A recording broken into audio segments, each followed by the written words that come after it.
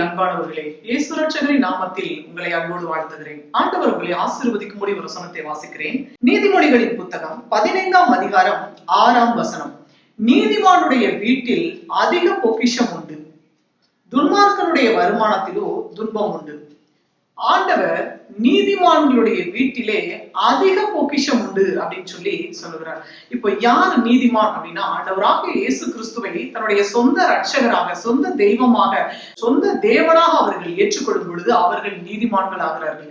யாரெல்லாம் நீதிமான் அப்படின்னா, இயேசு கிறிஸ்து ஒருவரே மெய்யான தேவன் என்று சொல்லி தங்களுடைய இருதயத்தில் ஏற்றுக்கொண்டு வாயிலை அறிக்கை செய்து அவருக்கு பிரியமாய் வாழுகிற ஒவ்வொருவருமே நீதிமான்கள். அந்த நீதிமான்களுடைய வீட்டிலே ஆண்டவர் சொல்லுகிறார் அதிக பொக்கிஷம் உண்டு. கொஞ்சம் இல்லையா, எப்படி இருக்குமா, அதிக பொக்கிஷம் உண்டு அப்படின்னு சொல்லி ஆண்டவர் சொல்லுகிறார். இப்போ ஆண்டவர் உங்களுக்கு நல்ல குடும்பத்தை கொடுத்திருக்கிறார். நல்ல பிள்ளைகள், கணவர், மனைவி, தாய், தகப்பன், மாமனார், மாமியார் அப்படின்னு சொல்லி எவ்வளவோ நல்ல உறவுகளை கொடுத்திருப்பார், நல்ல வேலையை கொடுத்திருப்பாரு. ஆண்டவர் நிச்சயமா உங்களை ஆசீர்வதிச்சிருப்பார்.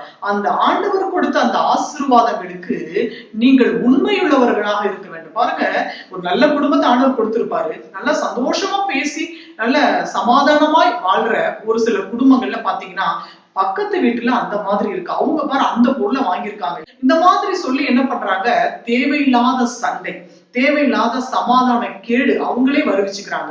அந்த மாதிரி இருக்கக்கூடாது. ஆனா ஆண்டவர் சொல்றாரு நீதிமானுடைய வீட்டிலே அதிக பொக்கிஷம் உண்டு அப்படின்னு சொல்லி. இப்போ பொக்கிஷங்கிறது பணம் மட்டும் இல்ல, சந்தோஷம், சமாதானம், பொறுமை, தயவு, இது எல்லாமே ஆண்டவருடைய பொக்கிஷங்கள் தான்.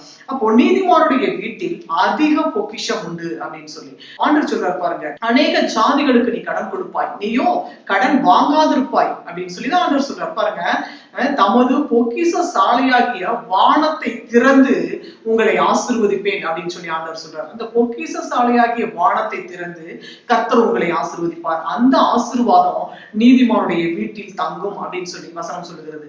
இததான் நீதிமான்களுடைய வீட்டிலே அதிக பொக்கிஷம் உண்டு. அவர் தன்னுடைய பொக்கிஷ சாலையாகிய வானத்தை திறந்து உங்களை நிறைவாய் ஆசீர்வதிப்பதற்கு அவர் சர்வ வல்லமையுள்ள தேவனாய் இருக்கிறார். நீங்க அந்த வசனங்களை சொல்லி நீங்க செபிங்க. ஆண்டவரே, நீதிமான்களுடைய வீட்டுல அதிக பொக்கிஷம் உண்டுன்னு சொன்னீங்களே, அடருடைய பொக்கிஷ சாலையாகிய வானத்தை திறந்து ஆசீர்வதிப்பேன்னு சொன்னீங்களே, அநேக ஜாதிகளுக்கு நீ கடன் கொடுப்பாய், நீயும் கடன் வாங்காதிருப்பாய்ன்னு சொன்னீங்களா ஆண்டவரே அப்படின்னு சொல்லி நீங்க ஆண்டவரிடத்துல உரிமை பாராட்டி அவர் சொல்லி இருக்கிற இந்த ஜீவனுள்ள வசனங்களை எடுத்து உங்கள் வாழ்க்கையில நீங்கள் அபியாசப்படுத்தும் பொழுது நிச்சயமாகவே நீங்கள் அந்த சொன்ன வசனத்தின்படி கர்த்தர் உங்களை ஆசீர்வதித்து உங்களை உயர்த்துவார். எக்ஸாம் வருது, பிள்ளைங்களா எக்ஸாம் சில பேருக்கு முடிஞ்சிருக்கு, சில பிள்ளைகளுக்கு இருக்கு. அப்ப படிக்கும் பொழுது அதை சொல்லி நம்ம வாய் விட்டு சொல்லி படிக்கும் பொழுது அங்க எக்ஸாமுக்கு வருது, அதை எழுதுறாங்க. நீங்க அதே போல நீங்க என்ன பண்ணுங்க, வாய் விட்டு சொல்லும் பொழுது மனசார இருதயத்தின் ஆழத்திலிருந்து ஆண்டவரே நீர் இப்படி ஆசீர்வதிக்க நீர் வல்லவரா இருக்கிறீர் ஆண்டவரே நம்பிக்கையோடு சொல்லி நீங்க ஜெபம் பண்ணுங்க.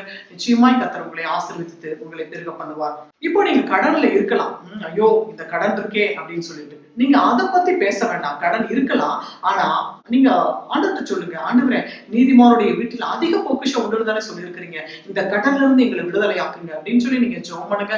அதே போல நீங்க எந்த காரியம் உங்களுக்கு நடக்கணுமோ அந்த நடக்க வேண்டிய அந்த நல்ல காரியங்களை மட்டும் சொல்லி ஜெபம் பண்ணுங்க. எதிர்மறையா பேசாதிருங்க. கர்த்தர் உங்களை ஆசீர்வதிப்பார். நாம் ஜெபிப்போம். சர்வ வல்லமையுள்ள எங்கள் அன்பின் பரலோக பிதாவே, இசப்பா அந்த நல்ல ஆசீர்வதிக்கப்பட்ட வேலைக்காக மக்கள் நாங்கள் நன்றி செலுத்துகிறோம். சாமி, ஆண்டவரே உங்களுடைய ஜனங்கள் எந்த காரியத்தில் சோர்ந்து போய் இருக்கிறார்களோ ஆண்டவரே உங்களுடைய ஜனங்களோடு கர்த்தர் நீர் பேசுவீராக ராஜா. நீதிமானுடைய வீட்டில் அதிக பொக்கிஷம் ஒன்று நீங்க சொல்லியிருக்கிறீங்க தகப்பனே.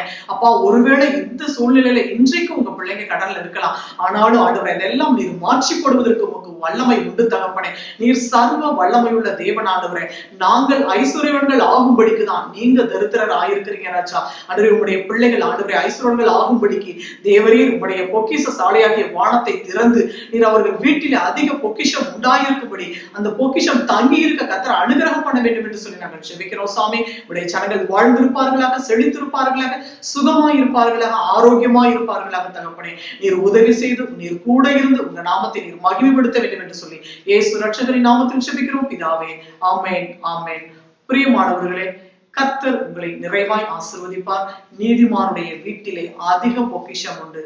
God bless you.